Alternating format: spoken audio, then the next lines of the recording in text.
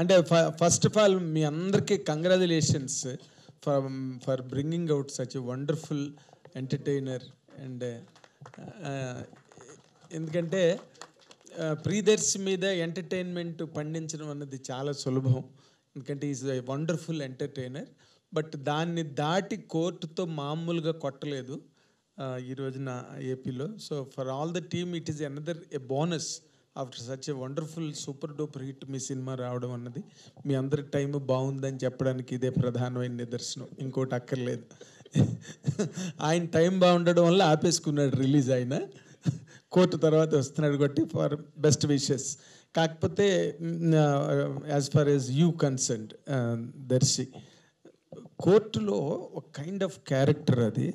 ఈ జనరేషన్ యాక్టర్స్కి కానీ లేక బడ్డింగ్ హీరోస్కి కానీ దొరికే క్యారెక్టర్ కాదు అది. It is very difficult and you're lucky enough to get it.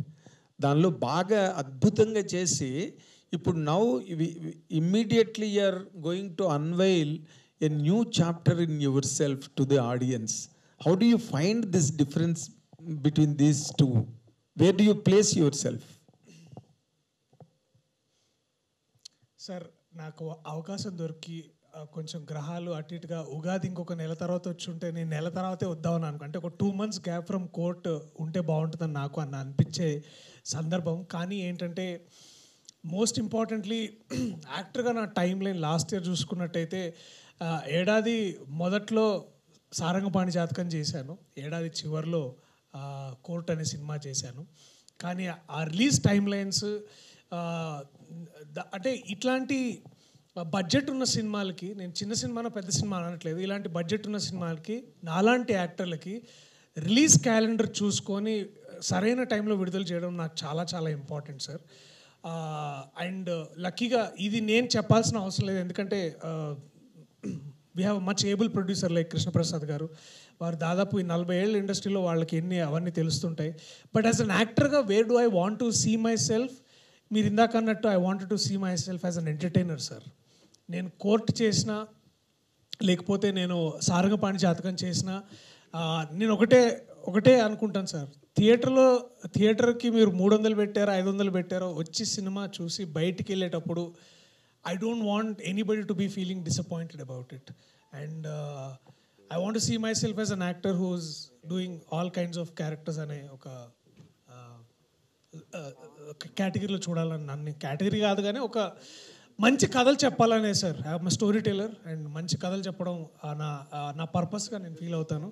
And ఇలాంటి పర్పస్ని నేను డిస్కవర్ చేసుకోవడానికి దొరికిన అద్భుతమైన టీం ఇది. And I'm so proud of all of them. So దీనివల్ల ఒక బెటర్ యాక్టర్ అయ్యాను కూడా నేను సారంగపాణి జాతకం ద్వారా. అలాగే వీరితో పనిచేయడం ద్వారా చాలా నేర్చుకున్నాను. అది అది అది ఇంకా గొప్ప టేక్ అవే సార్ నాకు. అంటే ఇప్పుడు చాలా అంటే you done few good films right from Balagam కానీ, అంతకుముందు మలేషియం కానీ, ఇప్పుడు కోర్ట్ కానీ, అంటే you worked with 3-4 good directors.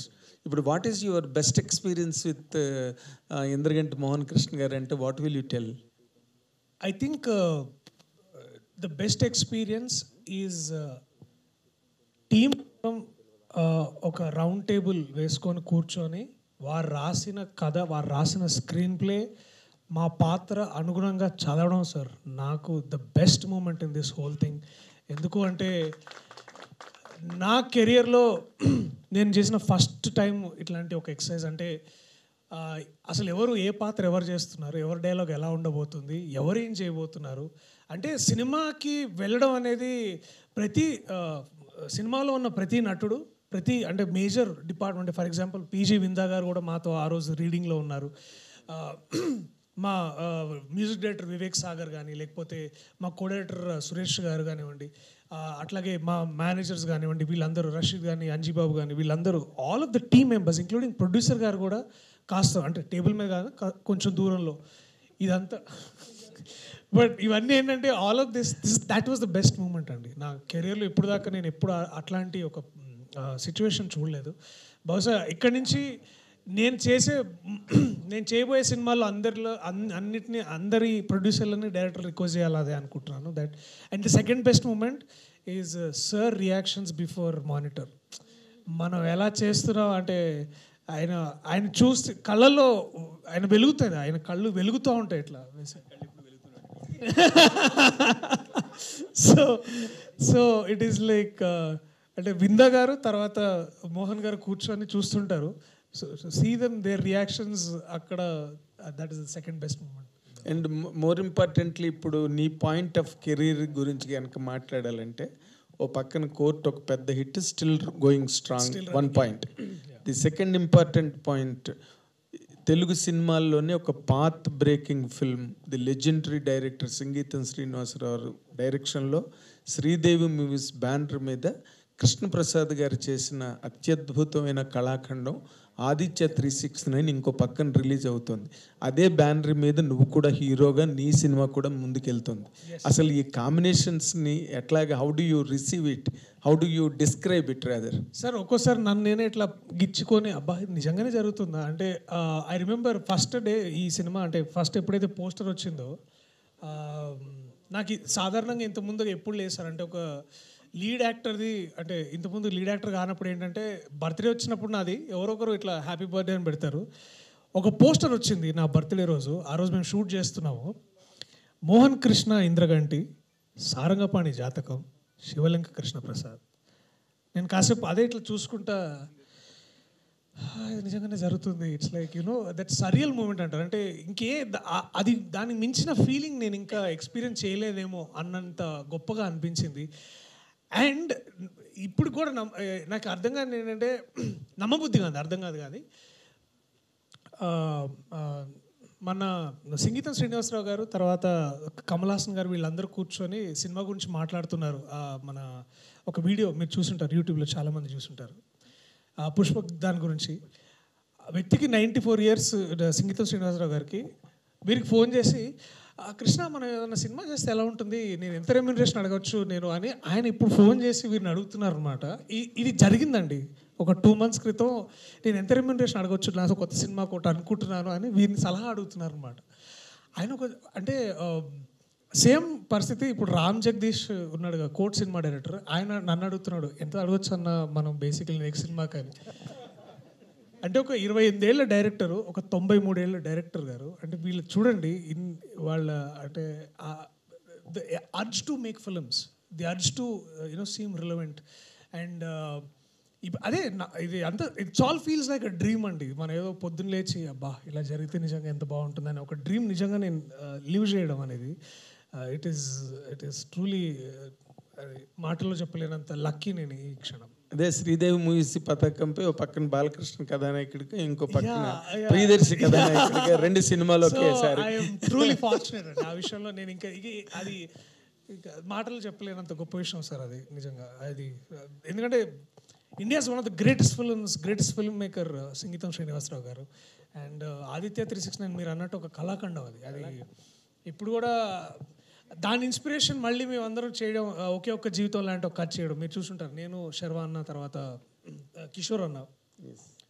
So it all feels like you know ఒక ఏమంటారంటే ఒక set of great people are handing over the baton. అంటే అది బ్యాటన్ రేస్ ఉంటుంది కదా, మన రిలే రేస్ అంటారు కదా. ఆ రిలే రేస్లో అందరూ ముందుకు ఉరుకుతూ ఆ గ్రేట్నెస్ని శ్రీదేవి మూవీస్ ద్వారా మాకు ఇచ్చారు. సో ఆ గ్రేట్నెస్ని ముందుకు నడిపిస్తున్న వ్యక్తి ఇంద్రగంటి మోహన్ కృష్ణ గారు. సో వారి ద్వారా మేమందరం ముందుకు నడుస్తున్నాం. That is the greatest moment. Good.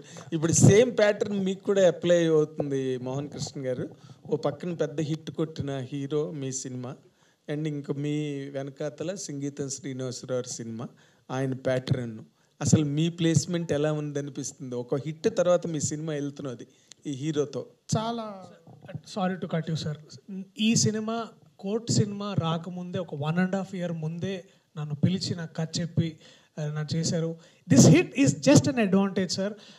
ఆ కోర్ట్ సినిమా దీని తర్వాత వచ్చినా కూడా వారు చూపించిన అభిమానం కానీ వారు చూపించిన నమ్మకం కానీ నిజంగా remarkable. Just wanted to add it sir before saying all of this. This is a paradoxical question rather, because ఒక ఆయన ముందు అసలు కోర్టు కన్నా ఈ సినిమా ముందు రిలీజ్ అవ్వాలి, మా అందరికీ మీడియా అందరికీ తెలిసిన విషయం అది. ఆ సందర్భంగా నేను వాళ్ళిద్దరిని ఇంటర్వ్యూలు కూడా చేయడం జరిగింది. But cinema was postponed during his personal reasons and which are business also. Business also. కానీ బట్ ఆయన్ని ఇప్పుడు బ్రహ్మాండంగా కోర్టు లాయర్గా చూసి బ్రహ్మాండంగా ఆడుతున్న సినిమా ఇమీడియట్గా మీది వెళ్ళేది ఎంటర్టైనర్ ఎలా రిసీవ్ చేసుకుంటారు సార్ మీ సినిమాని? దర్శి ముందర నుంచి వర్స్ట్. కొంతమంది యాక్టర్లు సక్సెస్ని మీద బిల్డ్ చేసుకుంటూ వెళ్తారండి. నా దృష్టిలో దర్శి లాంటి నటుడు వైవిధ్యభరితమైన నటన చేయగలిగే వాళ్ళు, వాళ్ళ అభినయం వాళ్ళ పటిమతో నటనా పటిమతోనే ముందుకెళ్తారు. అలాంటి నటుడు దర్శికి జయాపజయాలు అనేవి నా దృష్టిలో భవిష్యత్తులో కూడా అవి పెద్ద రెలవెంట్గా ఉండవు. అతను ఎప్పుడు అపజయం పాలు కాడు నాకు అనిపిస్తుంటుంది నటుడు కింద. సో అలాంటి తను చెప్పింది కూడా ఏంటంటే, ఇది యాక్చువల్లీ మేము ఎప్పుడో స్టార్ట్ చేసి డిసెంబర్కే మా సినిమా అయిపోయింది. అండ్ ఆ తర్వాత నాకు కోర్టు గురించి నేను అడపదడప వింటూ ఉన్నాను. నాకు ఎందుకో I was very confident that film is going to do very well. ఎందుకంటే నాని నాకు గుర్తుంటే చాలా రోజుల క్రితం వేరే ఏదో ఫంక్షన్లో ఆ అబ్బాయిని పరిచయం చేశాడు, రామ్ జగదీష్ని పరిచయం చేసి, ఈ కుర్రాడు గురించి మీరు చాలామంది మాట్లాడుకుంటారు మా సినిమా వచ్చిన తర్వాత అని చెప్పాడు. తర్వాత నాని డార్లింగ్ ప్రమోషన్ అనమాట. తర్వాత నాని నాకు పర్సనల్గా ఫోన్ చేసి, సార్ నన్ను పిలిచినప్పుడు ప్రీమియర్ సార్, జనరల్గా నాని అలా అంత బలంగా ఎప్పుడైనా ఇన్వైట్ చేస్తే తప్పకుండా రండి సార్ అలా ఉంటుంది. సార్ నేను ఈ సినిమా చూసాను, నిజంగా చాలా బాగుంది, మీరు తప్పకుండా రండి, you will like it, particularly మీకు నచ్చుతుందని చెప్పాడు. సో నాకు ముందు నుంచి ఆ సినిమా ఎప్పుడు మనకు సంబంధించిన నటుడు మన సినిమాలో చేస్తున్న నటుడు ఒక విజయాన్ని అందుకున్నాడు. ముఖ్యంగా ఒక మంచి సినిమాలో, ఒక అర్థవంతమైన సినిమాలో, ఒక ప్యాషనేట్గా రకరకాల మార్గాల్ని ఎంచుకోకుండా విభిన్నంగా చేసి విజయం సంపాదించిన సినిమాల్లో చాలా పెద్ద విజయంలో భాగమయ్యాడు అని అంటే అది ఆర్థికంగా నిర్మాతకి ఎలాగో ఉపయోగపడుతుంది, కానీ ఒక దర్శకుడిగా నాకు చాలా ఆనందం కలుగుతుంది. అది నేను ముఖ్యంగా మంచి నటుడికి ఎప్పుడు కమర్షియల్ సక్సెస్ వచ్చినప్పుడు ఆనందం వేరండి. ఎందుకంటే కమర్షియల్గా చేసే కొంతమంది యాక్టర్స్కి కమర్షియల్ సక్సెస్ వస్తూ ఉంటుంది. బట్ మంచి నటులు, వైవిధ్యమైన భరితమైన పాత్రలు తీసుకోగలిగే వాళ్ళు, రిస్కులు తీసుకునే నటులకి కమర్షియల్ సక్సెస్ రావడం నా దృష్టిలో తెలుగు సినిమా బాగుండాలంటే చాలా ముఖ్యం. అందుకని ఆ పాయింట్ ఆఫ్ వ్యూలో నుంచి నేను చాలా వ్యక్తిగతంగా దర్శి పట్ల నేను చాలా గర్వపడుతున్నాను. అంత మంచి సినిమా ఆ టైంలో మీరు అన్నట్టు ఇందాక అలాంటి పాత్రలు తొందరగా రావు, వచ్చినప్పుడు మెప్పించలేకపోతారు కూడా. ఒక్కప్పుడు మెప్పించగలగడం, దాని ద్వారా కమర్షియల్ సక్సెస్ రావడం. ఇంకా ఆనందం కలిగించే విషయం ఏంటంటే అది ఆర్థికంగా అది చాలా ఈ సినిమాకి ఒక రోడ్ వేయడం అనేది జరుగుతుంది ఒక మంచి సినిమా వచ్చినప్పుడు. దానికంటే ముఖ్యంగా నిజంగా దర్శి ఎంత వైవిధ్యభరితమైన నటుడు, నిజంగా ఎంత కొత్తగా చేయగలడు. ఒక ఉదాత్తమైన గంభీరమైన పాత్ర కోర్టు లాంటి సినిమాలో. అందుకనే నేను న్యాయ ప్రియదర్శి నుంచి హాస్య ప్రియదర్శికి వస్తాడని అన్నది అందుకే.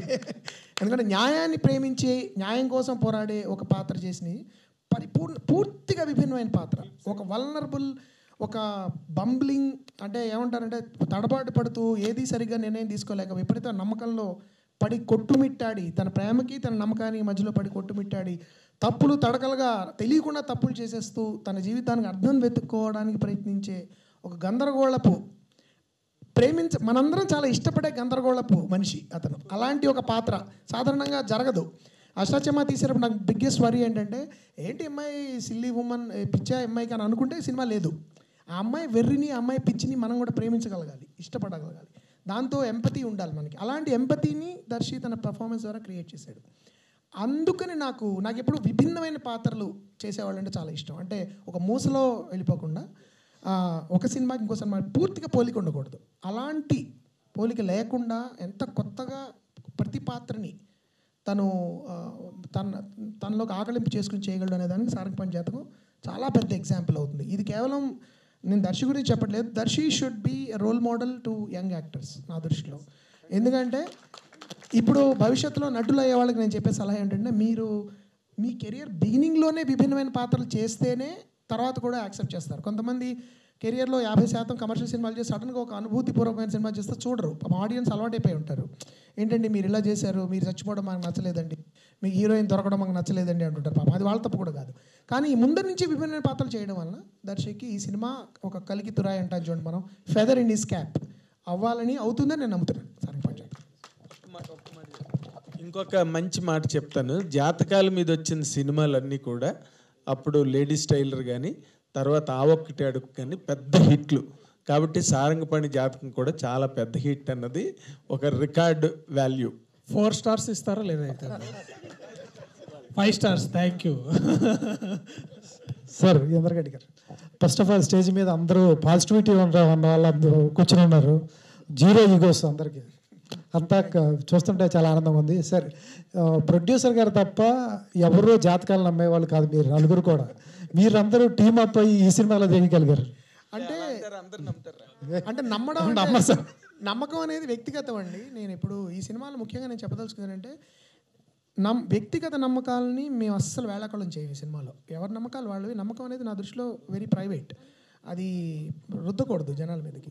కానీ ఎప్పుడైతే నమ్మకం మూఢనమ్మకంగా మారుతుందో అప్పుడు ఒక వ్యక్తి జీవితం ఎంత గందరగోళం అయిపోతుంది. తన జీవితం కాకుండా చుట్టుపక్కల వాళ్ళ జీవితం కూడా ఎంత గందరగోళం చేస్తాడు ఆ వ్యక్తి అనే ఒక చిన్న ఏమన్నా వార్నింగ్ ఈ సినిమా. అలా అని చెప్పి ఉపన్యాస ధోరణులు తర్వాత సూక్తి శుద్ధులు ఉండవు ఈ సినిమాలో. కేవలం పరిపూర్ణ హాస్యరసభరితంగా నడుస్తూ ఏమైనా మనం చెప్పదలుచుకుంది కూడా అది అలా హాస్యభరితమైన డైలాగులోనే వెళ్ళిపోతుంది తప్ప ఎవరైనా తరచి చూడదలుచుకుంటే ఏదైనా కనబడుతుంది. లేదంటే అది మంచి ఒక క్యారెక్టర్ డ్రివెన్, స్టోరీ డ్రివెన్, ఒక రకరకాల విచిత్రమైన పాత్రలు కలిసిన ఒక కథలాగా చెప్పాలని ప్రయత్నించాం. కాబట్టి ఇందాక ఆయన నాగేంద్ర గారు అన్నట్టు మన చేతుల్లో జరిగేది ఎలాగా జరిగిపోతుంది, మనం దాని గురించి వరి అవ్వడం వేస్ట్.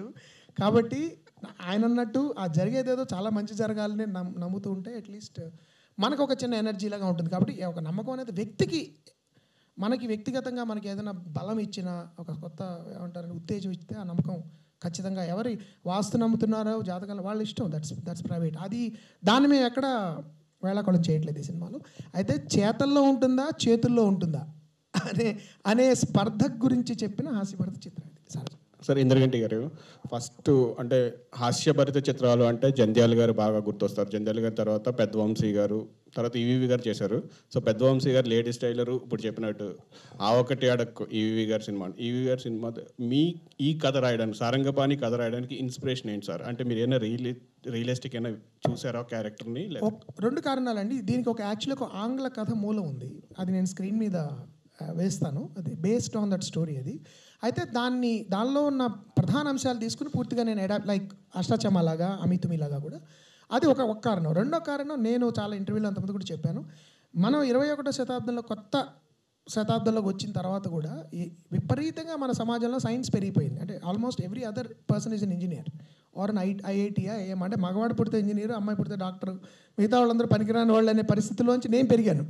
నేను స్టూడెంట్ కింద పెరుగుతున్నప్పుడు నేను డిగ్రీ చేస్తున్నానయ్యా ఇంగ్లీష్ లిటరేచర్ ఎవరితో చెప్తే మా ఫ్రెండ్ వాళ్ళ నాన్నగారు ఎందుకే ఏం చేద్దామని నాలుగు గీసుకుంటావా డిగ్రీతో అని అడిగారు ఆయన. అఫ్కోర్స్ ఆయన ఇప్పుడే మా అబ్బాయి ఫ్రెండ్ అండి, ఇతను ఫిల్మ్ మేకర్ అని చెప్తూ ఉంటారు, అది వేరే విషయం.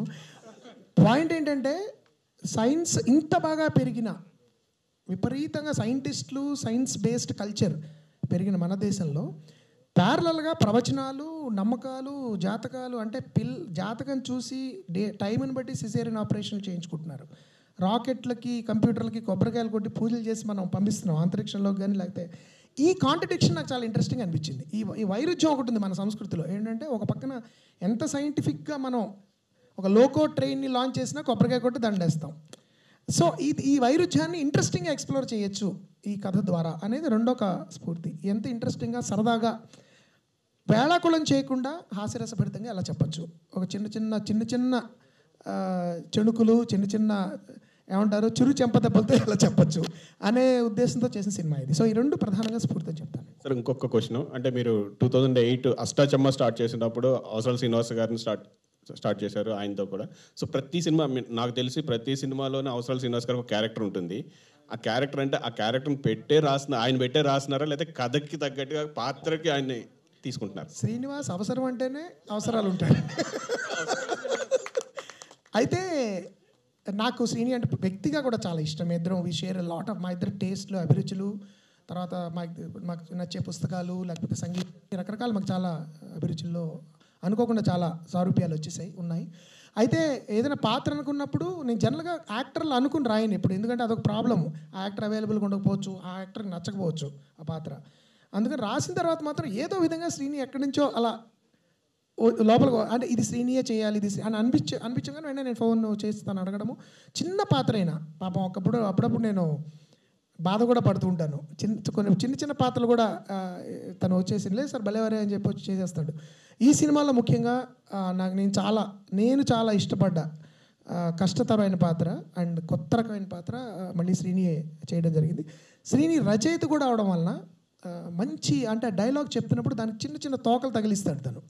అది నాకు కూడా ఒకప్పుడు తెలియదు. ఆల్మోస్ట్ కెమెరా రోల్ అయినప్పుడు జరిగిపోతుంది అది. అలాంటి అందమైన తోక చుక్కలు శ్రీనివాస్ దగ్గర దొరుకుతుంటాయి. అండ్ నటుడి కింద డిసిప్లిన్ కానీ, లేకపోతే the Joy of being on the set with Srinivas అవసరాల, అతనితో పనిచేసిన వాళ్ళందరూ, నేనే కాదు చెప్తారు. సో అందుకని శ్రీని చెప్పినట్టు చాలా అవసరం ఉన్నప్పుడల్లా శ్రీని గుర్తొస్తుంటాడు. కాబట్టి Srinivas Avasarala is an integral part of my creative world. Srini గారు, క్వశ్చన్ మీకండి. సో ఇంద్రగంటి గారు వెండితెరకు మిమ్మల్ని పరిచయం చేశారు, అప్పటి నుంచి ప్రతి సినిమాలో చేస్తున్నారు క్యారెక్టర్. ఆయన మీకు రెమ్యులేషన్ ఇస్తున్నారా, లేదంటే మీరు గ్రాటిట్యూడ్గానే పనిచేస్తున్నారా? హార్డ్ కోర్గా అంటే మీ డైరెక్షన్ కూడా ఆఫ్ చేసి ఆయన సినిమాల్లో చేస్తుంటారు? లక్కీగా ఆయన ప్రొడ్యూసర్ డైరెక్టర్ కాదు కాబట్టి ఇప్పటిదాకా సమస్య రాలేదండి. ఆయన ఎప్పుడైనా రైటర్ ప్రొడ్యూసర్ అయినప్పుడు మాత్రం ముందు డబ్బులు మాట్లాడిన తర్వాత పాత్ర మాట్లాడుకుందామని అడుగుతాను. Okay sir, all the best sir. Thank you so much.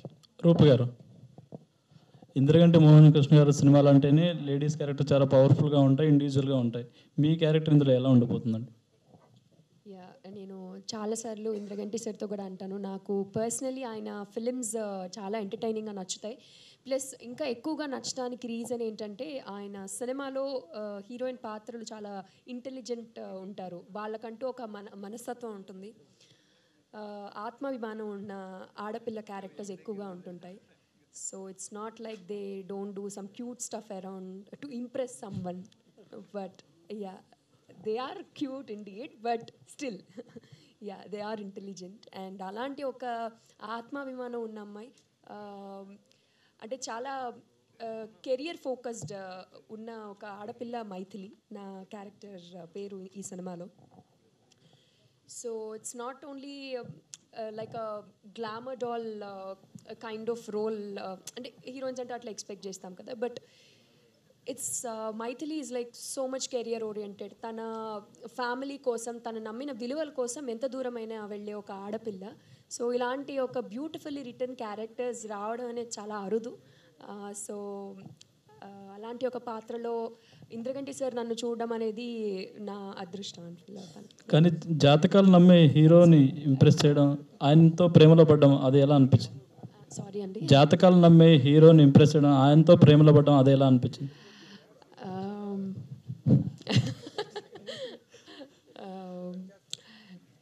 ఎట్లా అనిపించిందంటే, అది మీరు సినిమా చూస్తే ఎలా ఉంటుంది అనేది మీరే చూసి చెప్పాలి ఎలా ఉంది అనేది.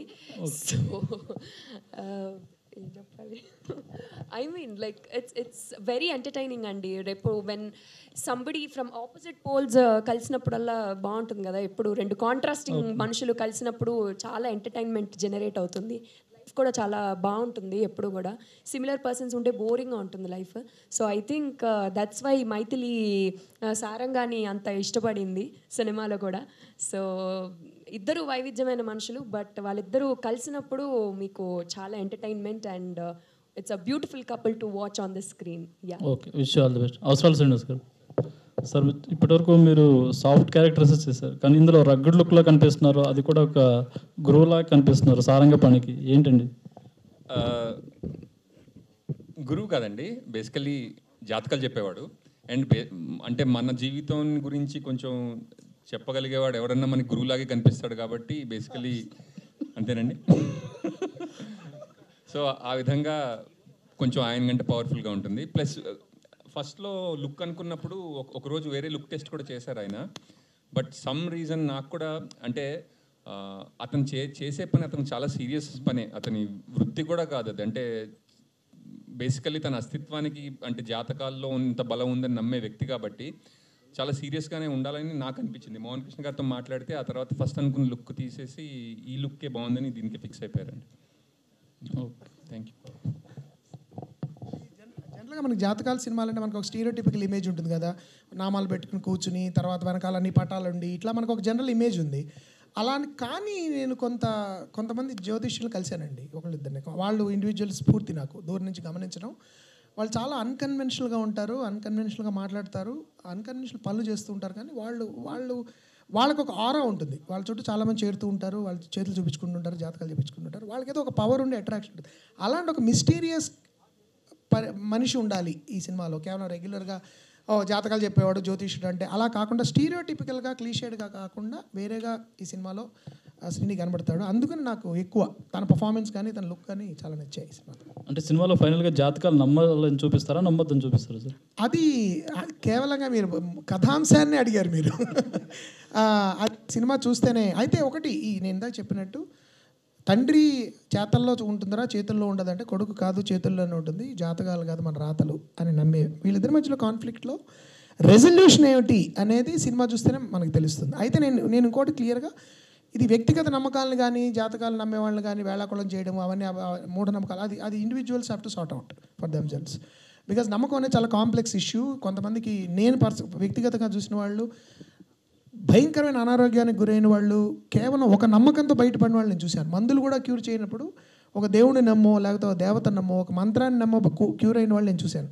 సో సైన్స్ అన్నిసార్లు ఒకప్పుడు సొల్యూషన్ ఇవ్వలేకపోవచ్చు మనిషి సమస్యలకి. కాబట్టి ఎటువంటి బ్లాంకెట్ స్టేట్మెంట్స్ చేసేసి ఇలా కాదు దీన్నే నమ్మండి దీన్ని నమ్మద్దు అన్నట్టు కాకుండా somethings I'm leaving to the audience.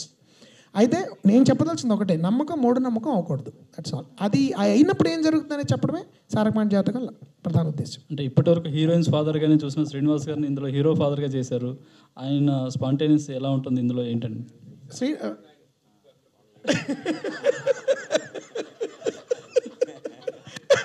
Srinivas గారు చాలా మంచి యాక్టర్ అండి. ఆయన నాకు ఎప్పటి నుంచో తెలిసిన విషయం ఈ మధ్య తెలిసింది.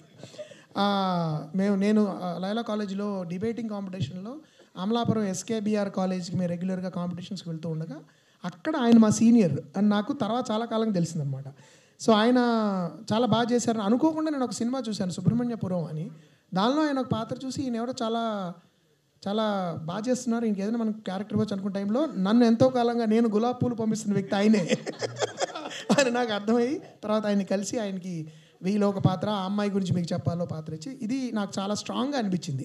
ఈ తర్వాత దర్శికి జనరల్గా మనకి తండ్రి పాత్రలు అంటే క్లీషేడ్గా ఉంటాయి కదా, అలాంటి కాకుండా వేరేగా ఉండాలి. మనిషికి కనబడడం వేరేగా ఉండాలి, మాట తీరు వేరేగా ఉండాలి, మాట్లాడే విధానం వేరేగా ఉండాలి, పాత్రకు ఒక అర్థం ఉండాలి, ఆ పాత్రకి తనకంటూ ఒక ప్రయాణం ఉండాలి బిగినింగ్ నుంచి ఎండ్ వరకు. అలాంటి అని కొత్తగా ఉండాలి, క్లీషేడ్గా ఉండకూడదు అనుకుని నేను శ్రీనివాస్ గారిని ఎంచుకోవడం జరిగింది. అండ్ ఆయన చాలా చాలా చాలా బాగా చేశారు సినిమాలో. నేను ఇంతకంటే చెప్పకూడదు, సినిమా చూస్తే మీకు అర్థం.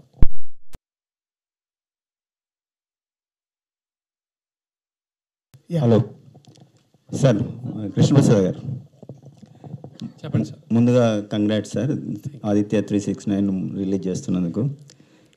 బేసిక్గా మీరు జాతకాలను బాగా నమ్ముతారు, సో జాతకం మీద ఒక సినిమా తీస్తున్నారు.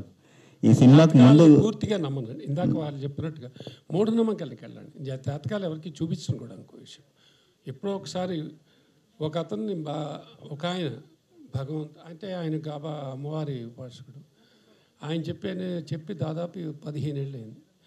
అది జాతకంతోనే చెప్పాడు. మనం ఒక 6-7 ఏళ్ళు మీరు ఏం చేసినా వర్కౌట్ కాదు, ఇంట్లో కూర్చోండి అన్నాడు. అసలు శుభమా అంటూ మనం వెళ్తాం, ఏదైనా సార్ గురుగారు రేపు సాయంకాలం ఏదైనా కొడతాను నేను, ఏం చేస్తే బాగుంటుందని, ఏం చేసినా బాగుంటుంది అయ్యప్ప అంటే నా క్వశ్చన్ అలా చెప్పినవాడు. బట్ ఇంతేనా పరిస్థితి అంటే కాదు, ఈ పరిస్థితి బాగుందన్నారు. అది నాకు ఒక ఆశ్చర్యం అంటారా, మీరు ఏమంటారో? టైం బాగుంటే అన్నీ బాగుంటాయి, ఇవన్నీ మనం టైం అని అంటాం. హిపోక్రటిక్గా చాలా హిపోక్రసీతో కొన్ని రకరకాలు మారుస్తాం.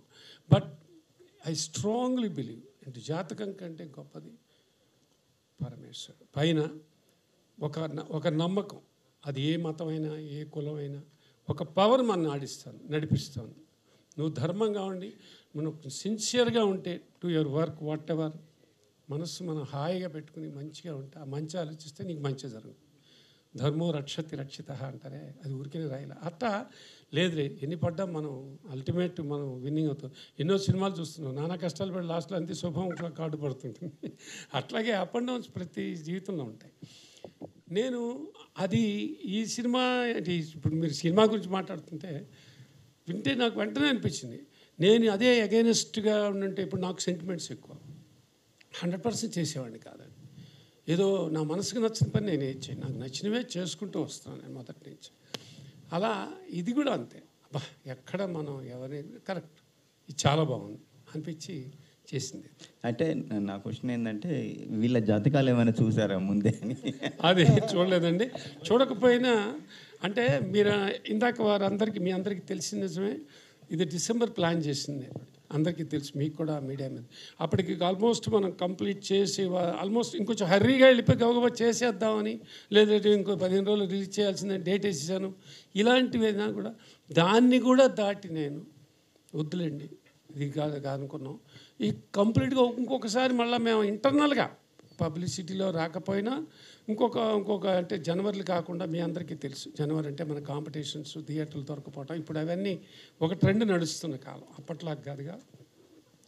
ఫిబ్రవరి అనుకుందామా, 3rd వీక్ వెళ్దామా, 4th వీక్ తర్జన జరిగినప్పుడు యునానిమస్గా అనుకున్నది నేను చెప్పేసా, సారీ అండి మనం కొంచెం ఆగి వెళ్దాం, ఇది హాయిగా ఈ సినిమా అందరూ చూడాలి, ఇంత మంచి సినిమాని అందరూ చూడాలి అని అనుకున్న ఏప్రిల్కి వచ్చాం.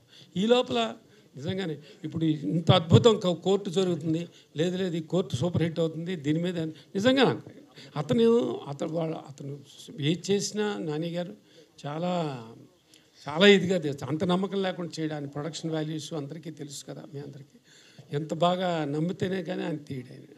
అలాంటిది అది ఒక అద్భుతం చేసింది. ఓహో అవును నిజమే కదా, నేను టైంని నమ్మాను కదా, టైం బాగుందన్నమాట అని ఒక సంతృప్తిని పరిపూర్ణంగా ఇచ్చింది. అది ప్రియదర్శి గారు, దిస్ ఈజ్ యశ్వంత్ అండి, daily culture channel. Sorry, Yashwant daily culture channel. Daily culture. Yeah sir, ఇప్పుడు ఒక యాక్టర్గా మీరు మొన్న కోర్ట్ అయితే చాలా సక్సెస్ వచ్చింది. సో ట్రెమెండస్ సక్సెస్ అది. చిరంజీవి గారు కలిసి మీ గురించి చెప్పారు, మీరు కామెడీ ఎక్స్పెక్ట్ చేశాను కానీ లేకపోవడం అనేది చాలా అడ్వాంటేజ్ కనిపిస్తుంది అన్నారు. సో కాంప్లిమెంట్ని మీరు ఎలా ఫీల్ అవుతున్నారు? కాంప్లిమెంట్ని ఎలా ఫీల్ అవుతున్నానంటే ఎంటర్టైన్మెంట్ ఉంటే ఇలా ఉంటుందని చూపించాలని అనిపించింది. యాక్చువల్లీ ఆ కాంప్లిమెంట్ అన్నయ్య ఇచ్చిన తర్వాత వెళ్ళిపోయేటప్పుడు నెక్స్ట్ ఏం చేస్తున్నావా అని అడిగారు. సార్ ఇలా ఇంద్రగంటి మోహన్ కృష్ణ గారి సినిమా చేస్తున్నాను సార్ అంటే ఆయన చాలా హ్యాపీగా ఓ అవునా అని ఒక ఎక్స్ప్రెషన్ ఇవ్వడం, తర్వాత వెరీ గుడ్ అయ్యా, I'm very happy for you, Krishnaprasad గారిని అడిగాను అన్నట్టు చెప్పు అన్నట్టు అని అన్నాడు. సో అది బాగా అనిపించింది. అండ్ వారు తెలియకుండానే అంటే నాలాంటి ఎంతోమంది నటులకి ఆయన ఎంతో ఇన్స్పిరేషన్ మనం చెప్పాల్సిన అవసరం లేదు. సో ఐఎమ్ సో హ్యాపీ వారిని ఇన్స్పిరేషన్గా తీసుకొని ఇట్లాంటి వర్స్టైల్ క్యారెక్టర్స్ చేయడానికి కూడా ఒక విధంగా ఆయన ఇన్స్పిరేషన్. సో ఐఎమ్ గ్రేట్ఫుల్ ఆయన కలవడం. అలాగే ఈ సినిమా మళ్ళీ వారి దగ్గర తీసుకెళ్లాలని మీటింగ్. జనరల్గా లాట్ ఆఫ్ కామిక్ యాక్టర్స్ అనేవాళ్ళు కామెడీ నుంచి షార్ప్గా మనం వెంటనే డ్రామాలోకి వెళ్ళాలని ట్రై చేస్తారు. సో మీరు చాలా ఎక్స్పెరిమెంట్ ఫిల్మ్ చేస్తారు, మల్లేశ్వరం కావచ్చు, అట్లాగే బల్గం కావచ్చు, అట్లా 35 కావచ్చు అట్లా. సో డ్రామా చేసిన తర్వాత మళ్ళీ కామిక్ రావాలంటే కొంచెం తడబాటు అవుతుంది, స్ట్రగుల్ ఉంటుంది. సో మీరు సీరియస్గా కోట్ చేసిన తర్వాత వెంటనే ఈ సారంగపాణికి రావడానికి రీజన్ ఏంటి? ఒకటి ఏంటంటే there is no specific strategy, నేను ఇలాంటి క్యారెక్టర్లు చేయాలి అని అట్లా కాకుండా నేను మంచి కథలు చెప్పాలని అనుకుంటాను. I see myself as a creator, storyteller. And ప్రతి ఒక్కరూ ఇలాంటి కథలు మోర్ ఇంపార్టెంట్లీగా ఒక ఆడియన్స్గా నేను ఇలాంటి సినిమాలు చూడాలనుకుంటా. థియేటర్కి వెళ్ళి లేకపోతే ఇంట్లో నేను ఖాళీగా కూర్చున్నా కూడా మనం అందరం మంచి సినిమాలు చూడాలని అనుకుంటాం. సో అలాంటి కేటగిరీకి చెందిన మంచి సినిమాల్లో మంచి కథల్లో ఇదొకటి నేను నమ్ముతున్నాను. అండ్ ఇది కోర్టు తర్వాత వచ్చింది అంటే ఒక ఏమైందంటే ఒక సినారియోలో అంటే ఒక హైపోథెటికల్ సిచ్యువేషన్లో ఒకవేళ ఇది కోర్టు కన్నా ముందొచ్చి ఉంటే కోర్ట్ అనే సినిమా ఒక డిఫరెంట్ అప్రోచ్గా ఉండేది నాకు. But luckily or unluckily or fortunately or unfortunately సందర్భానికి తగ్గట్టు ఇది రైట్ టైం ఇది రావడానికి. ఎందుకు అంటే అందరూ డిగ్రీ నుంచి ఎల్కేజీ దాకా అందరు ఎగ్జామ్స్ అయిపోతాయి, అందరూ ఇంట్లో ఉంటారు, లేకపోతే వాళ్ళ సొంత ఊర్లకు వెళ్తారు, హాలిడేస్లో ఉంటారు. హాలిడేస్లో ఇలాంటి సినిమా రావడం, ఇలాంటి సినిమాలు చూడడం ఐ థింక్ అదొక ఫ్యామిలీ యాక్టివిటీగా అవుతుందని అందరూ అనుకోవడం, ఎస్పెషలీ కృష్ణప్రసాద్ గారు అనుకోవడం. సో అన్నీ కుదిరాయి బాస్ ఈ సిచ్యువేషన్కి. April 18th ఇవన్నీ కుదిరాయి. అండ్ డెఫినెట్లీ నాకొక్కడికే కాదు మా టీం అందరికీ కోర్ట్ సినిమా సక్సెస్ ఒక గొప్ప బూస్ట్ని ఇచ్చింది. ఏంటంటే నేను ఈ సినిమాలో ఉన్నందుకు కాదు, కానీ ఒక చిన్న బడ్జెట్ సినిమాలకి బాగుండి మంచి కంటెంట్ ఉంటే జనాలు థియేటర్కి వెళ్తారు. అండ్ ఇవాళ రిపీటెడ్ ఆడియన్స్ వెళ్తున్నారు. అండ్ నేను అదే అంటున్నా, వెన్ యాజ్ అ టీమ్ మేమందరం పెద్ద స్టార్స్ కాకపోవచ్చు, but we're group of committed people who are wanting to tell great stories. అది అండ్ ఇంద్రగంటి మోహన్ కృష్ణ గారు లాంటి ఒక గొప్ప దర్శకుడు ద్వారా మేమందరం మీ ముందుకు వస్తాం ఆ రోజు. So you will also see a great story. ఇందాక సార్ అన్నట్టు దీంట్లో బోనస్ ఏంటంటే ఒక గొప్ప స్టోరీ ఉంది మీకు. ఎందుకంటే ఎట్లుండిందంటే ఈ సినిమా చూడడానికి, అంటే కామెడీ సినిమా చూడాలంటే మీరు క్యాజువల్గా వచ్చి, అంటే దాంట్లో నేను ఎందుకంటే ఓం భీమ్ బుష్ చేస్తున్నప్పుడు దీంట్లో లాజిక్ లేదు, ఓన్లీ మ్యాజిక్ అని చెప్పాను. దీంట్లో లాజిక్ ఉంది, మ్యాజిక్ కూడా ఉంది. So please come and watch it and will all give you that ticket value. మీకు ఆ పైసలు పెట్టినందుకు హ్యాపీగా చూసి మీరు థియేటర్ నుంచి బయటకు వచ్చి హ్యాపీగా నవ్వుకుంటారు. That is our promise as a teams promise. Indraganti garu sir, మీరు చాలా స్పెసిఫిక్ జానర్స్ ట్రై చేశారు, అట్లా కామెడీ కూడా చాలా స్పెసిఫిక్గా ఉంటుంది మీ మూవీస్లో. సో దీంట్లో థీమ్ వచ్చేప్పటికి జాతకం అంటున్నారు. జాతకం అని చాలా తినలేరు, అంటే కొంతమంది నమ్ముతారు, కొంతమంది నమ్మరు. సెన్సిటివ్ సబ్జెక్ట్ని కొంచెం అటు ఇటు బ్యాలెన్స్ అయినా సరే కొంచెం ప్రాబ్లమేటిక్ అవుతుంది. సో దాన్ని మీరు ఎలా చూపించారు సినిమాలో? నేను చెప్పినట్టేనండి, నమ్మకం అనే దాన్ని వేళాకలో చేయడం సినిమా ఉద్దేశం కాదు. నమ్మకం అనేది వ్యక్తిగతం, నేను ఇప్పటికీ నమ్ముతాను. అయితే నేను చెప్పినట్టు నమ్మకం ఒకప్పుడు వ్యక్తిగత నమ్మకం అనేది వేరే వాళ్ళ జీవితాన్ని చిన్నాభిన్నం చేసే మూఢనమ్మకం కింద మారినప్పుడు అది ఎలాగ తప్పు. ఆ హక్కు మన ఎవరికీ లేదు. మన నమ్మకాన్ని వేరే వాళ్ళ జీవితాన్ని నాశనం చేసే మూఢనమ్మకంగా మార్చుకోకూడదు. అది మారినప్పుడు ఎన్ని గందరగోళ పరిస్థితులు ఏర్పడతాయి, ఎంతమంది జీవితాలు చిన్నభిన్నం అయిపోతాయి, అనవసరంగా ఎంత మనం గందరగోళానికి మనం గురవుతాము, ఎదురు వాళ్ళని గురి చేస్తాం అనేది హాస్యరసభరితంగా చెప్తేనే బాగుంటుంది. అట్ ద సేమ్ టైం ఎవరిని మనం పర్టికులర్ శాస్త్రాన్ని నమ్మే వాళ్ళని వ్యక్తులని వ్యాఖ్యానం చేయడం అలా ఉండదు. అయితే ఒక శాస్త్రాన్ని దొంగతనంగా ప్రాక్టీస్ చేస్తూ జనాలను ఎక్స్ప్లైట్ చేసే వాళ్ళ మీద విమర్శ అయితే ఉండొచ్చు, కానీ శాస్త్రాన్ని దాని యొక్క నిబద్ధతని ప్రశ్నించడం ఈ సినిమా ఉద్దేశం కాదు. మూఢనమ్మకాలని, గందరగోళ నమ్మకాలని, వాటిని సరదాగా కాసేపు ప్రేక్షకులతో పంచుకుని ఇదిగో ఇలా అయిపోతుంది. ఒక సెటైరికల్ క్యారికేచరిష్ సినిమా అంటాను దీన్ని. ఒక వ్యంగ్యాత్మక చిత్రము ఇది. ఆ వ్యంగ్యంలో కొంత సోషల్ అబ్జర్వేషన్ ఉంటుంది. సమాజంలో చుట్టుపక్కల మనం జరుగుతున్న పాత్రలు, నిజంగా మనం చూసే పాత్రలు కనబడుతూ ఉంటాయి. అది ఆ మీరు అన్నట్టు ఆ థిన్ లైన్ని జాగ్రత్తగా we're walking the thin line carefully. At the same time ఆరోగ్యకరమైన హాస్యం ఇవ్వాలి, చీప్ హ్యూమర్ కాకుండా మంచి హాస్యము, అన్ని ఏజ్ గ్రూప్స్ చూడగలిగే హాస్యం ఉండాలి. చిలిపితనం ఉన్నా కూడా అది అసభ్యతకి వెళ్ళకూడదు. మన జీవితంలో కూడా ఎంతో కొంత చిలిపి హాస్యం ఉంటుంది, అది చిలిపితనం పరిధిలోనే ఉండాలి. ఇవన్నీ దృష్టిలో పెట్టి చేసిన సినిమా కాబట్టి I try to balance as much as possible without offending anyone. Yeah. Hi, this is Naresh from S-Cube. First of all, congratulations to the whole team. Teaser నిజంగా చెప్పాలంటే చాలా ఫుల్ ఎంటర్టైన్మెంట్. థియేటర్లో నాకు తెలిసి అంటే కుర్చీలో కూర్చోకుండా చాలా ఎంటర్టైన్ అవుతారు చాలామంది నుంచి అని. సో నా క్వశ్చన్ ప్రియదర్శి గారికి ఏంటంటే, ఆ పోస్టర్లో చూస్తుంటే అంటే చాలా పుస్తకాలు, గ్రంథాలు బాగా చదివినట్టున్నారు. ఎన్ని పుస్తకాలు చదివారు? సో ఏం నేర్చుకున్నారు? అంటే ఇది యాక్చువల్లీ ఆ పోస్టర్ అది కోర్ట్ సినిమా పోస్టర్ అండి. అక్కడ అన్నీ ఈ benefit of doubt, constitution of India అవన్నీ ఉంటే దీన్ని బేసికల్లీ మార్చి, శివాని మా ఆర్టిస్ట్ ఆయన అంతా గ్రాఫిక్స్లో మార్చి ఏవో పామిస్ట్రీలు, కీ రొమాన్స్ ఏవో పెట్టాడు. బట్ ఈ సినిమాకి నాకంటే ఎక్కువ పుస్తకాలు చదివింది మోహన్ గారు. పుస్తకాలు చదవడమే కాదు, పుస్తకాలు అందరికీ మెన్షన్ చేస్తుంటారు. అంతే విధంగా చదివింది ఈ సినిమాలో వేణుస్వామి బయోపిక్ చేసిన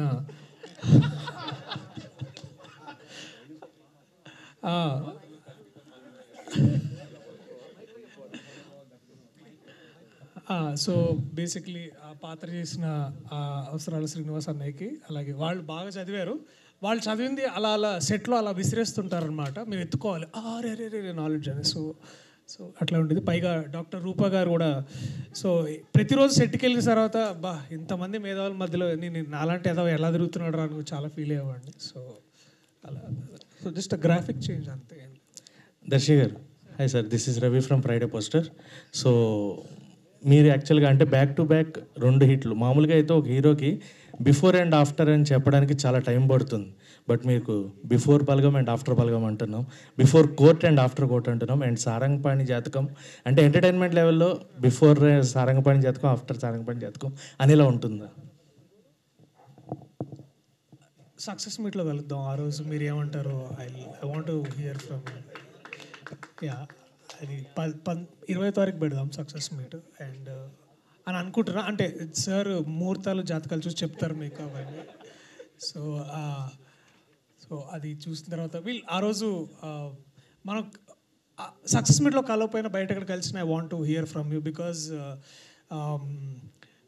ఒకసారి మనకి ఏమవుతుందంటే ఈ రివ్యూ డెఫినెట్లీ అందరూ అబద్ధాలు చెప్పట్లేదు, నేను కూడా అన్ని రివ్యూస్ అవుతాను బేసిక్లీ నేను చేసిన సినిమాలకి ఎస్పెషల్లీ. సో ఏదన్నా ఏం మాట్లాడుతున్నారు అంటే చాలా ఇంపార్టెంట్, ఆర్ట్ని క్రిటిక్ చేయడం అనేది తెలుసు, అది పెద్ద స్టడీ, అది వేరే విషయం కాకపోయినా. బట్ ఏం రాస్తున్నారని మేము అందరం చదువుతాం కదా, మీరు ఫ్రైడే పోస్టర్లో వీడియో పెట్టినా లేకపోతే మీరు రాసినా కూడా నేను I will want to wait and read. Darshi garu madam, hi అండి, దిస్ ఈజ్ రాణి. దర్శి గారు ఒక సినిమాలో కనిపిస్తున్నారంటే ఖచ్చితంగా ఏదో ఒక కొత్త కాన్సెప్ట్తో రాబోతున్నారు అని అందరం అనుకుంటాం. టికెట్లు తొందర ఓపెన్ చేస్తాం, మీరు బుక్ చేసుకోండి. అలాగే Balagam, Mallesham, Court, different concepts, different characters, ప్రతి ఒక్కరిని నవ్విస్తారు, ఏడిపించారు ఇప్పటి వరకు. అలాగే యాక్షన్ ఫిల్మ్స్లో చూడొచ్చు ఆ దర్శిని. మంగళవారం చూసారా? అలాంటిది ఇంకోటి చేయాలని ఉంది. మంగళవారం పార్ట్ 2 ఎప్పుడు వస్తుందని వెయిట్ చేస్తున్నా, వస్తే మళ్ళీ I will want to do action films.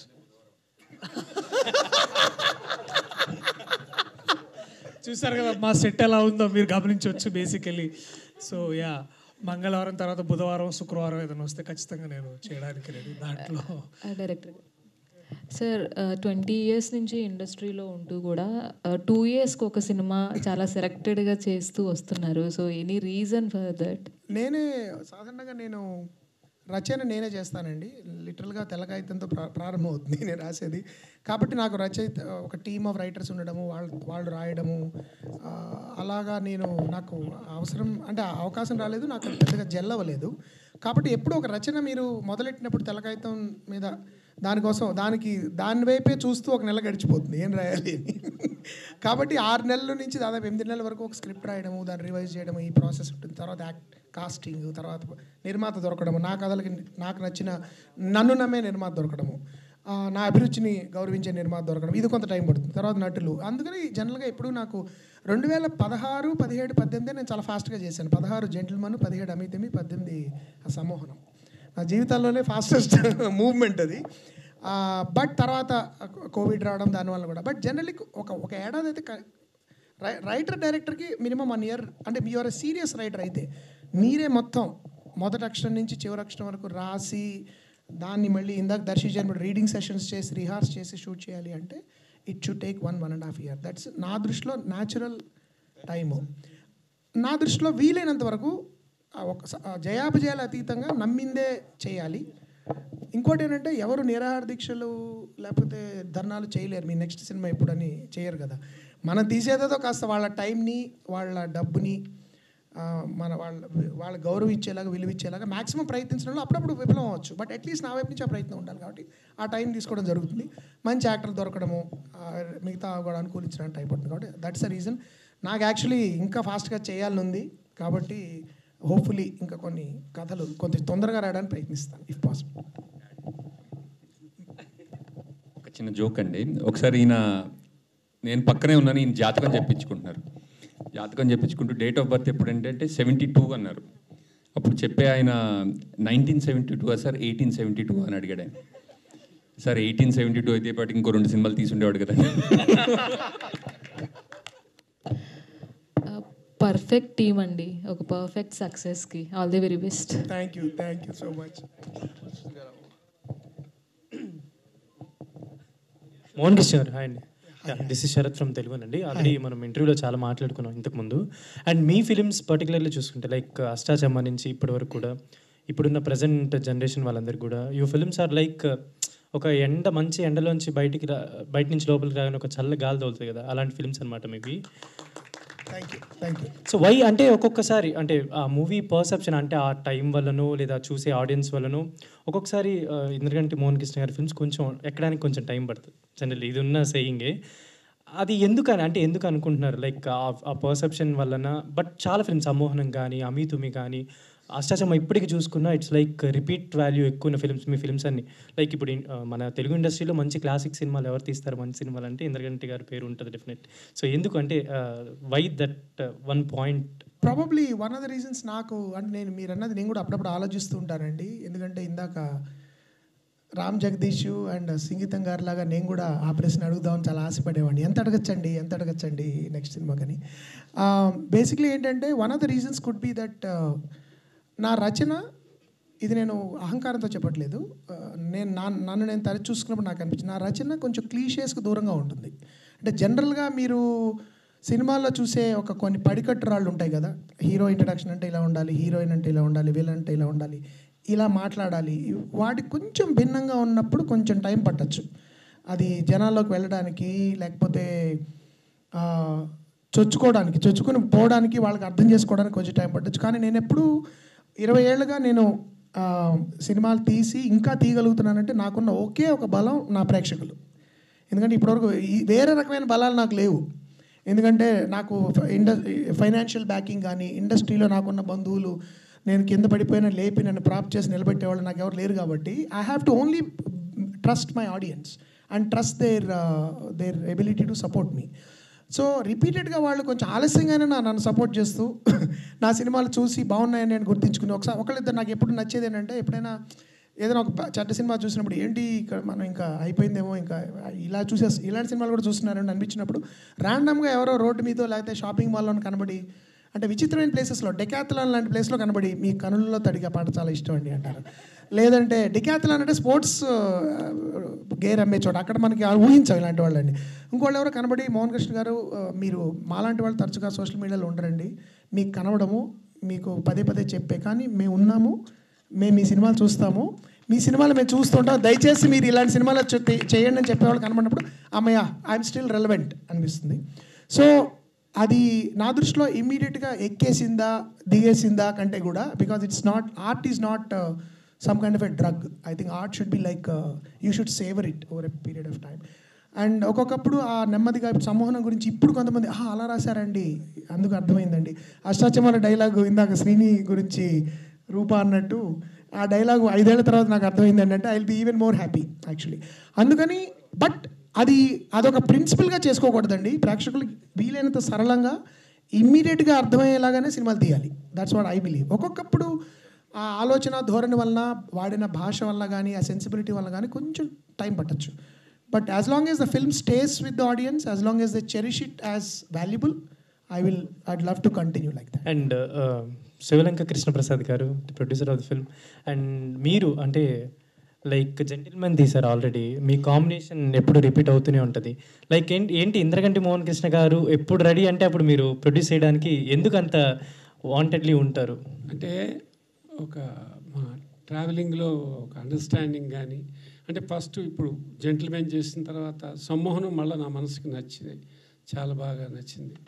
100% బాగుంటుంది. బ్యూటిఫుల్ లవ్ స్టోరీ, చాలా సెన్సిటివ్గా, చాలా కొన్ని సీన్స్ చాలా బాగున్నాయి. అలాగే ఇది ఒక కామెడీ, టోటల్ ఒక క్రైము, మీకు తెలుసు జెంటిల్మెన్ అనేది ఒక ఎమోషనల్ డ్రామా లాంటిది. ఇన్వైట్ తర్వాత ఇది సినిమా సమ్మోహనం, బ్యూటిఫుల్ లవ్ స్టోరీ. మూడవది ఒక ఎంటర్టైన్మెంట్. వాళ్ళందరికీ కావాల్సింది ఎవరైనా ఎంటర్టైన్మెంట్ ఉంటే చాలు అనుకున్నాను. అండ్ లాజికల్గా ఉంటుంది. నేను జనరల్గా లాజికల్గానే ఆలోచిస్తాను, ఇది ఇట్లా ఎందుకు ఉంటుందని. అందుకనే కొన్ని సినిమాలు ఇప్పుడు సూపర్ హిట్ అయిన సినిమాలు ఉంటాయి మనకి, మనం చూస్తుంటాం, రికార్డులు బద్దలు కొడతాయి, బ్లాక్ బస్టర్స్ అని. అవి నేను నాబట్టి నేను చేయలేనేమో, ఎందుకంటే అది ఆ సినిమా లాజికల్గా ఆలోచిస్తాను నేను కూడా. ఆ లాజిక్కి మన మోహన్ కృష్ణ గారి దగ్గర దొరుకుతుందో, ఎక్కడ ఇల్లాజికల్గా ఉండదు. ఇప్పుడు ఈ సినిమా అంతే, ఎంత ఎంటర్టైన్మెంట్ అయినా కూడా ఒక చక్కటి గ్రాఫ్తో మోస్ట్ సెన్సిబుల్. అది పూర్వకాలంలో మనకు అటువంటి సినిమాలు వచ్చేవి, అలాంటివన్నీ మనం చూసాం. అంటే ఇలా వెళ్తే ఇలా వెళ్ళాలి, ఇక్కడి నుంచి ఇక్కడికి ల్యాండ్ అవ్వాలి, ఇక్కడికి ఎండ్ అవ్వాలి అనేది, అది మిస్ కాకుండా ఉండటానికి చాలా చూస్తారు. అది నాకు బాగా నచ్చింది. శ్రీదేవి మూవీస్ నుంచి ఇలాంటి మంచి మంచి సినిమాలు ఎప్పుడు చాలా మంచి సినిమా అవుతుందండి. Thank you. సార్ చెప్పాలి, కృష్ణప్రసాద్ గారు జెంటిల్మన్, సమ్మోహన్ 2 సినిమాలు రిలీజ్ అయిన తర్వాత వరకు చూడలేదు, ఎడిట్లో కూడా చూడలేదు, ఫైనల్ కాపీ కూడా చూడలేదు. నేను సెంటిమెంట్ ఏంటంటే నేను రిలీజ్ అయిన ఆదివారం చూస్తాను మోహన్ అనేవారు. ఆయన ఈ సినిమా కూడా ఏదో బలవంతం పెట్టి చూడండి అంటే ఒకసారి చూశారు, అది కూడా ఫైనల్ కట్ చూశారు, నో మ్యూజిక్ నథింగ్. మళ్ళీ నేను థియేటర్లో చూస్తాను, ఇప్పటివరకు ఆయన సినిమా చూడలేదు యాక్చువల్లీ. సో ఆ నమ్మకం కూడా ఒక్కొక్కప్పుడు ఏంటంటే ఒక నమ్మకం, నువ్వు బాధిస్తావు. నేను ఆయన దగ్గర రావడానికి కూడా కారణం ఏంటంటే ఈ కథను ఫస్ట్ ఆఫ్ ఆల్ కథను నమ్ముతారు, 2 ఇంటర్ఫీర్ అవ్వరు. అది ఆయన పని, అంటే నీ పని నువ్వు చేసుకో, నీ మీద నా నమ్మకం ఉంది. చివరిలో నాకు చూపిస్తే చూపించు, నాకేమైనా అనిపిస్తే చెప్తాను, నువ్వు నీకు అది నచ్చితే సలహా పాటించు, లేదంటే నువ్వు నన్ను కన్విన్స్ చేస్తావని నమ్మకం నాకు ఉంటుంది. అలాంటి ఒక పారదర్శకమైన రిలేషన్షిప్ ఉన్నప్పుడు ప్రొడ్యూసర్ డైరెక్టర్ మధ్యలో మ్యూచువల్ రెస్పెక్ట్, ట్రస్ట్ ఉండాలి. ఒక దర్శకుడిని మనం ఎంచుకున్నప్పుడు ఆ దర్శకుడి పనితనం మీద నమ్మకం ఉన్నప్పుడే నిర్మాత ఎంచుకోవాలి. వాళ్ళ దగ్గర కూర్చోబెట్టుకుని నేను రుద్దుతూ నేను చేయించుకున్నానండి, రాబట్టుకున్నానండి, పిండానండి, ఇవన్నీ ఓన్ వర్క్ అండి. దర్శకుడు దర్శకత్వం చేయడానికి ఉండాలి, నిర్మాత నిర్మించడంలో ఆయన ఫోకస్ చేస్తారు. ఆయన ఇప్పుడు తన పని తను. ఇప్పుడు నిన్న కూడా నేను పబ్లిసిటీకి ఇది ప్రెస్ మీట్ తర్వాత నేను నా పనిలో నేను ఉంటాను, మీరు ఆగే పబ్లిసిటీ చేసుకోండి అని చెప్పారు ఆయన. సో అందుకని ఆ పారదర్శకత, ఆ సింప్లిసిటీ నాకు చాలా కంఫర్టబుల్గా ఉంటుంది. ఆ నమ్మకం నా బాధ్యత పెంచుతుంది కూడా. ఇంత నన్ను నిర్మాత నమ్ముతున్నా అంటే నేను ఒళ్ళు దగ్గర పెట్టి సినిమా తీయాలి, ఆయనకు నష్టం కలగకూడదు అనే బాధ్యత నాకు పెరుగుతుంది. ఈ పారదర్శకత మా ఇద్దరికి ప్రాబ్లీ వర్కౌట్ అయిందని నా ఫీలింగ్. సార్ కృష్ణప్రసాద్ సార్, అంటే ఈ ఆన్సర్కే కొంచెం ఎక్స్టెన్షన్ క్వశ్చన్ అది. అంటే రిలీజ్ అవుతున్నాయి, ఆ రిలీజ్లో కొంతమంది డైరెక్టర్స్, ప్రొడ్యూసర్స్ కూడా రిటైర్ అయిపోయి అండ్ ఇప్పుడు సినిమాలు కూడా చేయలేని సిచ్యువేషన్లో ఉన్నప్పుడు మీరు ఓ పక్క రిలీజ్, ఓ పక్క రిలీజ్తోని బ్యాక్ టు బ్యాక్ సినిమాలు చేస్తూ ఇంత రెలవెంట్గా అసలు ప్రొడ్యూసర్గా అంటే ఎలా సెలెక్ట్ చేసుకోగలుగుతున్నారు అంత మంచి సినిమాలు అని? అది ప్యాషన్ అంటారే, పిచ్చి, సినిమా పిచ్చి. అది మొదటి నుంచి ఆ బ్లడ్ పడింది, అక్కడి నుంచి అలా వెళ్తానండి. ఇష్టపడి చేసే పని. ఇది రిలీజ్ కూడా ఇది కాకతాళీయం. ఒక రకంగా చెప్పాలంటే కొన్ని 4-5 ఏళ్ళుగా ఈ రిలీజ్ కల్చర్ వచ్చిన తర్వాత నేను ట్రై చేస్తూనే ఉన్నాను. ప్రింట్ దానికి సోర్సు దొరకటం అయింది, దాని మీద 7-8 నెలలు కష్టపడుతూ అది ఇప్పుడు వచ్చింది. అండ్ ఈ హాలిడేస్ స్టార్ట్ అయినాయి, this is the right time to release అంటాం. ఈ సినిమా కూడా మేము ఒక హాలిడేస్లో చేస్తే ఇది రీచబిలిటీ ఎక్కువ ఉంటుంది, చాలా బాగుంటుంది, అందరూ ఎంజాయ్ చేస్తారు. ఒక సమ్మర్లో ఒక అద్భుతమైన ఎంటర్టైన్మెంట్, అందరూ ఫ్యామిలీస్తో సహా వచ్చి ఎంజాయ్ చేస్తారనిపించి ఈ రకంగా ఈ నెలలోనే, ఏప్రిల్లోనే నాకు అన్నీ ఇలా కుదిరినాయి. ఇది భగవతే. నమస్తే అండి, నా పేరు సమీరా. నా ప్రశ్న ఇంద్రగంటి మోహన్ కృష్ణ గారికి. సార్, ఈ మూవీలో మీరు 2 పాటలు ఉన్నాయి. ఒకటి ఉండండి ఒక్క నిమిషం, నా ప్రశ్న కూడా మీరు అడగండి. సమ్మోహనం, సారంగో సారంగా అండ్ సెహరి 2 ఉన్నాయి కదా. సంచారి సరే, okay, let's continue. Sir, one more take. ఈ మూవీలో 2 సాంగ్స్ ఉన్నాయి కదండి, సారంగో సారంగా అండ్ సంచారి. సో మీరు హీరో పర్స్పెక్టివ్ నుంచి ఎందుకు పాటలు ప్లాన్ చేస్తున్నారు, హీరోయిన్ పర్స్పెక్టివ్ నుంచి ఎందుకు ప్లాన్ చేయట్లేదు? అండ్ ఆ విధంగా ఫీమేల్ సింగర్ పొట్టెమ్మ ఈ ముఖ్యంగా యాక్చువల్లీ చాలా మంచి ప్రశ్న ఇది. బహుశా నా సినిమాల్లో హీరోయిన్ పాయింట్ ఆఫ్ వ్యూలోంచి పాట లేని సినిమా ఇది ఒక్కటే. సాధారణంగా అది యాక్చువల్లీ ఉంటుంది. ఇది యాక్చువల్లీ కృష్ణప్రసాద్ గారు అడిగారు కూడా నన్ను, ఏమయ్యా ఒక ఫీమేల్ అతను సంచారిని వెళ్తుంటే ఒక హమ్మింగ్ అని అమ్మాయిది పెడతామయ్యా ఇలా. బట్ ఈ కథ గమనంలో అవసరం, ఎందుకంటే పూర్తిగా ఈ సినిమా ఏదైతే పేరు పెట్టామో, మేము 65 రోజులు సినిమా షూటింగ్ చేసాము, 64 రోజులు దర్శి ఉన్నాడు షూట్లో. అంటే సారంగపాణి పాయింట్ ఆఫ్ వ్యూలోంచి మొత్తం కథ నడుస్తుంది, అతని దృష్టికోణంలోంచే కథ నడుస్తుంది, అతని జీవిత దృష్టిలోంచి కథ నడుస్తుంది. కాబట్టి అతని దుగ్ధ, అతని బాధ, అతని తప్పులు, అతని వేదనలు, అతని బోళతనం, ఆ పాయింట్ ఆఫ్ వ్యూలోంచి ఎక్కువ కథ నడుస్తుంది. కాబట్టి ఆ అమ్మాయి పాయింట్ ఆఫ్ వ్యూలోంచి ఎక్కువ కథ చెప్పే అవకాశం దీనిలో లేదు. కాబట్టి సమీర భరద్వాజ్కి పాట పాడే అవకాశం రాలేదు. కానీ దానికి కాంపెన్సేటరీగా నేను నీకు మంచి పాత్ర ఇచ్చాను కాబట్టి. Okay sir. But definitely actually నీ పాటలు నాకు చాలా ఇష్టము, బట్ రీల్స్ ఇంకా ఎక్కువ ఇష్టం. మీరు ఇలా చెప్పాలని ప్రశ్న అడిగాను సార్. థ్యాంక్ యూ మీడియా మిత్రులకి. కోర్టులో ఆల్రెడీ పాట పాడేశారు మీరు, కాబట్టి పెద్ద హిట్ పాట పైగా. సార్, ఇంద్రగంటి గారు, జ్యోతిష్యం అనేది చాలా పవిత్రమైంది. సో ఈ మధ్య కాలంలో సెలబ్రిటీలను టార్గెట్ చేస్తూ పెళ్ళి చేసుకునే ముందే పెటాకులు అవుతాయి, బ్రేకప్లు అవుతాయి, ఇట్లాంటివన్నీ చాలా గందరగోళాన్ని సృష్టిస్తున్నారు. అంటే శ్రీనివాస్ అవసరాల క్యారెక్టర్ చూసినప్పుడు కూడా అలాంటిది ఏదో చిన్న స్పార్క్ కనిపించింది. మీరేదైనా ఆయన క్యారెక్టర్కి రెఫరెన్స్ తీసుకున్నారా? లేదండి, శ్రీని నొక్కి వక్కాణిస్తున్నట్టు ఇది కేవలము కల్పిత పాత్ర. ఇది ఒక కాల్పనిక జగత్తులోంచి వచ్చింది. అయితే నేను ఇందాక అన్నట్టు ఎంతో కొంత ఒక శాస్త్రాన్ని వక్రీకరించే వాళ్ళు కూడా ఉంటారు ఒక్కొక్కప్పుడు. అంటే ప్రతి శాస్త్రాన్ని, సైన్స్ని కూడా వక్రీకరించే వాళ్ళు ఉంటారు. ఒకప్పుడు ఆంథ్రపాలజిస్టులే అమెరికాలో నల్ల జాతీయుల గురించి వక్రీకరించి చెప్పిన సందర్భాలు ఉన్నాయి. సైన్స్ని కూడా చెడ్డగా వాడేవాళ్ళు ఉంటారు. అలాగా వక్రీకరించే వాళ్ళ మీద ఖచ్చితంగా అయితే చెణుకులు ఉంటాయి ఈ సినిమాలో. ఖచ్చితంగా వాళ్ళ మీద కొంచెం అక్కడక్కడ వ్యంగ్యాస్త్రాలు సంధిస్తాము. అయితే అది శాస్త్రాన్ని అవమానించే విధంగా ఉండదు. శాస్త్రాన్ని యాక్చువల్లీ తప్పుడు చేతుల్లో పడితే ఎలా ఉంటుందని. కానీ శ్రీని పాత్ర అలాంటిది కాదు. శ్రీని పాత్రకి ఒక విచిత్రమైన ఆరా ఉంటుంది. దానికి చాలా ఏమంటారంటే రెలవెన్స్ ఉంటుంది ఆ పాత్రకి. ఆ పాత్ర చాలా ప్రధాన పాత్ర.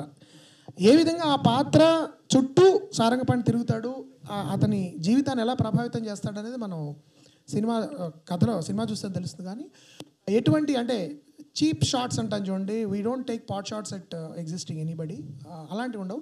1-2 చోట్ల మాత్రం ఇలాంటి ట్రెండ్ ఉన్నప్పుడు అది తప్పు, ఒక శాస్త్రాన్ని ఇలా వాడడం కూడా తప్పనే దానికి సంబంధించిన జోక్స్ అయితే ఉంటాయి. అది లేకుండా మజానే లేదు. నా మనోభావాలు మాత్రం దెబ్బతింటాయి అంటారు. లేదండి, మనోభావాలు అంటే మనస్సు స్వచ్ఛంగా ఉన్న వాళ్ళ భావాలు ఎవ్వరు దెబ్బతిన్నావు ఈ సినిమాలో.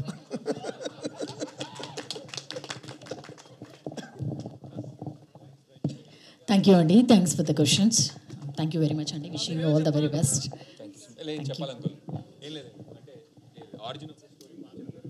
పర్లేదు చెప్పేసండి.